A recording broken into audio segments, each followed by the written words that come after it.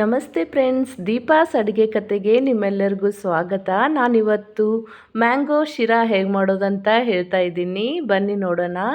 ಮೊದಲು ನಾನು ಮ್ಯಾಂಗೋ ತೊಗೊಂಡಿದ್ದೀನಿ, ಸ್ವಲ್ಪ ತುಪ್ಪ, 1.5 ಕಪ್ ಆಗುವಷ್ಟು ರವೆ ತೊಗೊಂಡಿದ್ದೀನಿ, 1 ಕಪ್ ಆಗುವಷ್ಟು ಸಕ್ಕರೆ, ದ್ರಾಕ್ಷಿ, ಗೋಡಂಬಿ, ಏಲಕ್ಕಿ ತೊಗೊಂಡಿದ್ದೀನಿ. ಇವಾಗ ಮೊದಲಿಗೆ ಮ್ಯಾಂಗೋನ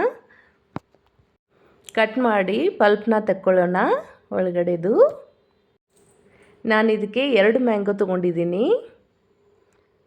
ಇವಾಗ ಇದನ್ನೆಲ್ಲ ಕಟ್ ಮಾಡಿ ಒಳಗಡೆ ಪಲ್ಪನ್ನು ತೆಗೆದು ಮಿಕ್ಸಿ ಜಾರ್ಗೆ ಹಾಕಿ ಇದನ್ನು ನುಣ್ಣಗೆ ಪೇಸ್ಟ್ ಮಾಡ್ತಾಯಿದ್ದೀನಿ. ಇದನ್ನು ಪೇಸ್ಟ್ ಮಾಡ್ಕೊಂಬರೋಣ ಮುಚ್ಚಿ. ಇವಾಗ ಒಂದು ಕಡಾಯಿನ ಕಾಯಕ್ಕಿಟ್ಟು ಅದರಲ್ಲಿ ಒಂದು 4 ಸ್ಪೂನ್ ಆಗೋಷ್ಟು ತುಪ್ಪ ಹಾಕಿದ್ದೀನಿ. ಇವಾಗ ಗೋಡಂಬಿ ದ್ರಾಕ್ಷಿನ ನಾನು ಇದರಲ್ಲಿ ಫ್ರೈ ಮಾಡ್ತಾಯಿದ್ದೀನಿ. ಸ್ವಲ್ಪ ಇದು ಕಂದು ಬಣ್ಣ ಬರೋವರೆಗೂ ಫ್ರೈ ಮಾಡಿ ತೆಗಿತಾ ಇದ್ದೀನಿ. ಇವಾಗ 1.5 ಕಪ್ ಆಗುವಷ್ಟು ಸಣ್ಣ ರವೆನ ಹಾಕಿದ್ದೀನಿ. ಇದನ್ನು ಕೂಡ ಹುರ್ಕೋಬೇಕು ಚೆನ್ನಾಗಿ ಘಮ ಬರೋವರೆಗೂ.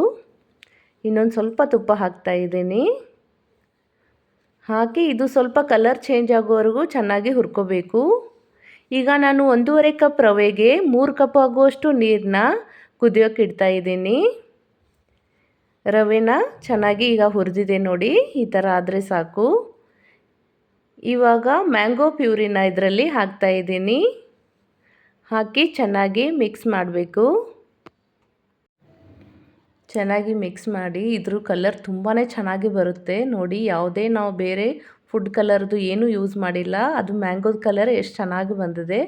ಇವಾಗ ಕುದೀತಾ ಇರೋ ನೀರನ್ನ ಇದರಲ್ಲಿ ಹಾಕ್ತಾ ಇದ್ದೀನಿ. ನೀರನ್ನ ಹಾಕಿ ಎಲ್ಲನೂ ಮಿಕ್ಸ್ ಮಾಡಿ ಯಾವುದೇ ಗಂಟಾಗದೇ ಇರೋ ಥರ ಮಿಕ್ಸ್ ಮಾಡಿ. ಇವಾಗ ನಾನು ಇದಕ್ಕೆ 1 ಕಪ್ ಆಗುವಷ್ಟು ಸಕ್ಕರೆನ ಹಾಕ್ತಾ ಇದ್ದೀನಿ. ಸಕ್ಕರೆ ಹಾಕಿ ಎಲ್ಲನೂ ಕಲಿಸ್ತಾ ಇದ್ದೀನಿ. ಆಮೇಲೆ ನಾವು ಗೋಡಂಬಿ ದ್ರಾಕ್ಷಿನ ಇದರಲ್ಲೇ ಹಾಕಿದ್ದೀನಿ, ಕರೆದಿಟ್ಕೊಂಡಿರೋದು. ಏಲಕ್ಕಿ ಪುಡಿನ ಹಾಕಿದ್ದೀನಿ. ಆಮೇಲೆ 1-2 ಸ್ಪೂನ್ ಆಗೋಷ್ಟು ತುಪ್ಪನ ಹಾಕಿ ಇನ್ನೊಂದು ಸಲ ಎಲ್ಲನೂ ಚೆನ್ನಾಗಿ ಮಿಕ್ಸ್ ಕೊಡಬೇಕು. ಇವಾಗ 1 ನಿಮಿಷ ಮುಚ್ಚಳ ಮುಚ್ಚಿ ಆಮೇಲೆ ಗ್ಯಾಸ್ ಆಫ್ ಮಾಡಿ ನೋಡಿ. ಘಮ ಘಮವಾಗಿರೋ ಕಲರ್ಫುಲ್ ಮ್ಯಾಂಗೋ ಶಿರಾ ರೆಸಿಪಿ ರೆಡಿಯಾಗಿದೆ. ನೀವು ಮನೆಯಲ್ಲಿ ಟ್ರೈ ಮಾಡಿ. ಲೈಕ್ ಮಾಡಿ, ಶೇರ್ ಮಾಡಿ, ಸಬ್ಸ್ಕ್ರೈಬ್ ಮಾಡಿ. Thank you for watching.